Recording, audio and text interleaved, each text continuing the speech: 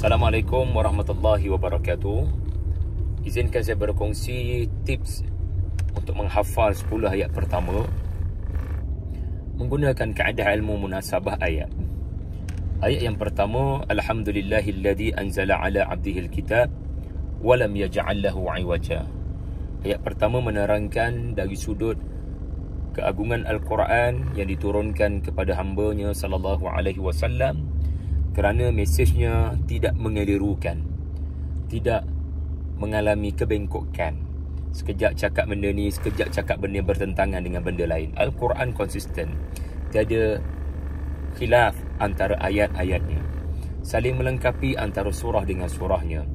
Tidak berlaku di mana Al-Quran berkompromi dengan kemahuan hawa nafsu manusia. Al-Quran tegas, Al-Quran mesejnya tidak bengkok. Ia adalah straightforward, bercakap dengan tegas, ya. Maka ayat 2 kita fahamlah. Kalau ayat pertama bercakap tentang Quran tidak ada iwaj, maka lawan kepada iwaj adalah qayyiman.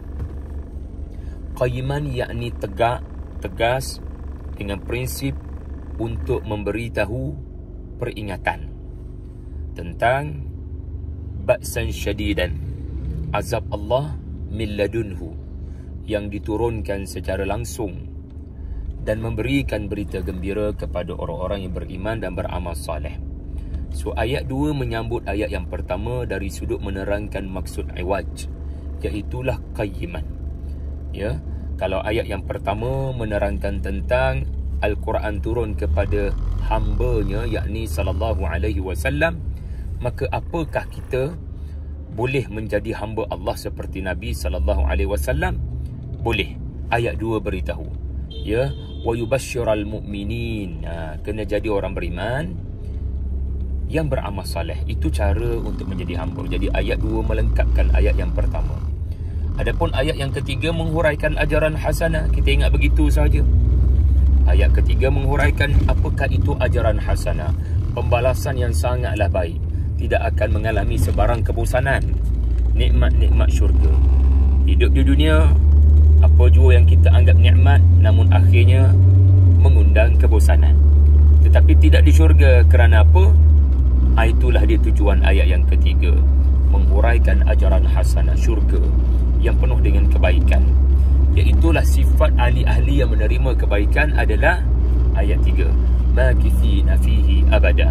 Mereka mahu kekal di dalam syurga. Allah bukan sekadar merakamkan mereka kekal, tetapi makith. Makith ini sentiasa berdebar, menunggu kejutan seterusnya, menunggu keistimewaan yang bakal berlaku. Jadi ahli syurga mempunyai segala kebaikan dan mereka sangat berdebar menunggu kebaikan-kebaikan. Maka ayat 3 melengkapkan ayat yang kedua. Okey, katakan kita bela apakah ayat yang keempat. Kita ingat begini sahaja.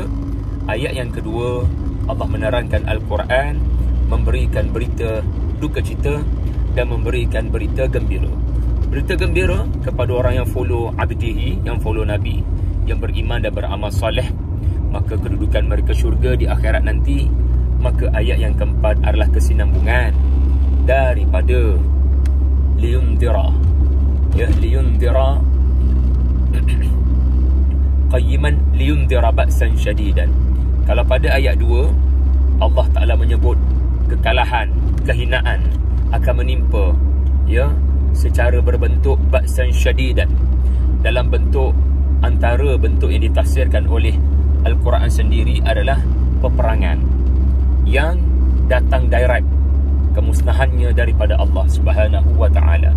Jadi kalau ayat 2 liyundira adalah merujuk kepada bentuk serangan, bentuk azab, maka pada ayat yang keempat Allah menghuraikan ayat yang kedua, wa yundira, iaitulah punca kami kalahkan mereka, punca kami hina mereka, punca kami musnahkan mereka min ladun, secara direct, ya, adalah kerana mereka beranggapan, mereka berkata Allah ada anak. Ma'adallah.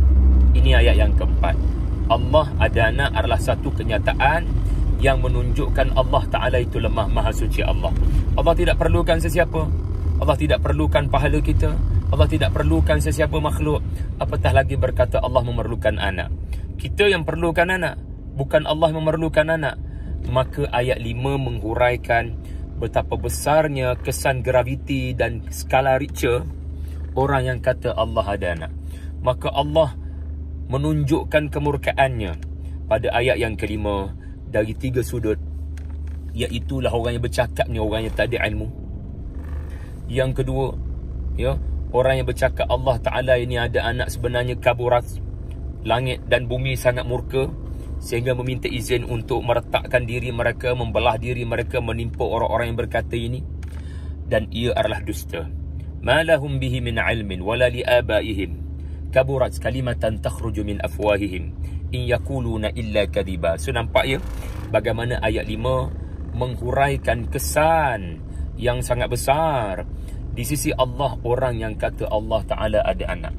Nah, sekarang kita telah dipaparkan dengan ya Al-Quran, Alkitab yang disampaikan. Ada yang beriman, ganjarannya syurga. Ada yang kufur, ganjarannya adalah ba'san syadidan. Dan mereka jadi begitu kerana menurut taklid buta aba'uhum, datuk moyang mereka. Ya, maka wahai Nabi, ini ayat 6. Wahai Nabi, melihat kepada keadaan umatmu yang kekal syirik menyembah berhala, taklid buta apa yang ditinggalkan oleh moyang-moyang mereka, ya, maka mereka yang melakukan sesuatu tanpa ilmu ini, kau kena terus menyampaikan ilmu yang sebenar daripada wahyu. Tugasmu adalah jangan buang masa, teruskan menyelamatkan mereka. Maka jangan sekali-kali rasa sedih. Jangan sekali-kali masa itu digunakan untuk bersedih dan bertangis. Tidak salah menangis, tetapi jangan sampai kamu memburukkan kesihatan tubuhmu. Maka jangan sampai kamu merasakan kamu dipertanggungjawabkan kenapa mereka tidak beriman. Kenapa mereka kata Allah ada anak, seperti apa yang disebut dalam Al-Quran. Orang-orang Quraisy berkata malaikat itu anak perempuan Allah. Ma'adallah. Maka bertenang wahai Rasulullah, relax sebentar. Ya, bernafaslah dengan tenang. Maka ini ayat 6. Fala'allaka bakhi'an nafsaka ala atharihim illam yu'minu bihadzal hadithi asafa. Maka bila Nabi sudah kembali mengingati peringatan Allah, larangan agar jangan ia terlalu lama memudaratkan tubuh badan perlu rehat. Nabi kena ambil masa untuk berehat. Maka tanggungjawab kamu sekarang menyampaikan dengan tubuh yang sudah sihat, dengan stamina yang sudah ada. Nah, kembalilah berdakwah. Fa idza faraghta fansab wa ila rabbika farghab. Fa idza faraghta fansab. Bila ada masa lapang, dia berdoa pada Allah agar Allah kurniakan hidayah pada kaummu.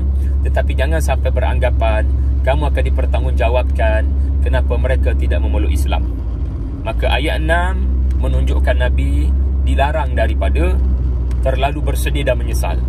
Maka ayat 7, ayat 8 menghuraikan, okey, aku dah bersemangat ni. Jadi apa yang aku nak sampaikan? Apa al-hadis? Ayat 6, apa al-hadis? Bagaimana Quran mendatangkan sesuatu yang baru. Al-hadis adalah sesuatu yang baru, makna yang baru yang tidak pernah didengar sebelumnya. Maka ayat 7, ayat 8 memberitahu apakah agenda dakwah Nabi yang mesti diteruskan, yang Nabi tidak boleh berhenti untuk berkata. Iaitulah ayat yang ke-7. Allah Ta'ala menerangkan tentang hakikat hidup di dunia adalah ujian. Yang ni kena bagi tahu kepada Quraisy. Iaitulah hakikat hidup di dunia ni ujian yang berat. Liyabluwahum ayyuhum ahsanu amala. Ujian yang berat, arti ujian yang berat, ramai orang gagal. Ramai orang gagal kerana mereka terpengaruh dengan zina. Zina ini perlu, tetapi jangan melampau batas. Zina mesti di tangan, bukan masuk ke dalam hati. Maka fahamlah kita, agenda itu berbunyi ayat 8. Inna ja'alna ma'alal ardi zinatan laha linabluwahum ayyuhum ahsanu amala. Datang ayat yang ke-8 mengukuhkan mesej ayat yang ke-7, iaitulah untuk selamat daripada ujian yang berat ini, iaitu ramai orang tenggelam dengan zina. Maka hendaklah kamu memahami segala yang kamu suka kepada zina ini hanya sementara sahaja. Satu ketika nanti zina itu akan rosak. Satu ketika nanti masa yang berjalan akan menyebabkan zina itu tidak lagi relevan. Kenderaan adalah zina, pakaian adalah zina, ya. Tetapi akan datang satu masa berjalan, kenderaan itu 10 tahun lagi sudah tidak menjadi kegilaan orang. Telefon yang dahulunya menjadi kegilaan orang, hari ini 2020 tidak lagi menjadi kegilaan. Wa inna laja'iluna ma 'alaiha sa'idan jurusa. bumi yang penuh dengan kecantikan di atasnya. Segala yang ada di atasnya termasuklah apa yang dihasilkan daripada bumi ini, pakaian. Allah Ta'ala akan menukarnya menjadi padang yang juruzan, yang orang pijak tak ada rasa bersalah, namanya tanah. Ya, juruzan yang tidak menumbuhkan apa-apa.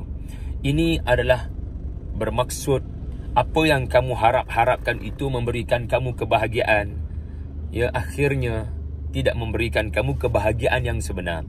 Kamu dah ada banyak duit, kamu nak lebih duit, ternyata lebih duit itu tidak membahagiakan kamu. Kamu nak jawatan, jawatannya lebih tinggi, ternyata jawatan yang lebih tinggi yang kamu sangka membahagiakan, sa'i dan juruza, ia tidak menumbuhkan apa-apa kebahagiaan. Jadi kita nampak di situ bagaimana ayat 8 mengukuhkan ayat 7.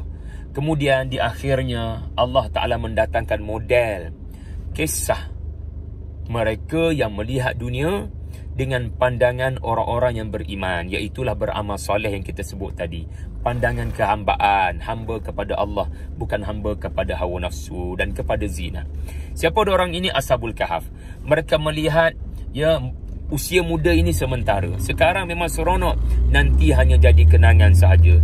Jadi mereka faham, sebagai anak muda, mereka diuji Allah sejauh mana usia muda ini dibina untuk membekal dengan, ya, menggunakan kesihatan tubuh. Zina adalah kesihatan, menggunakan kawan-kawan adalah zina.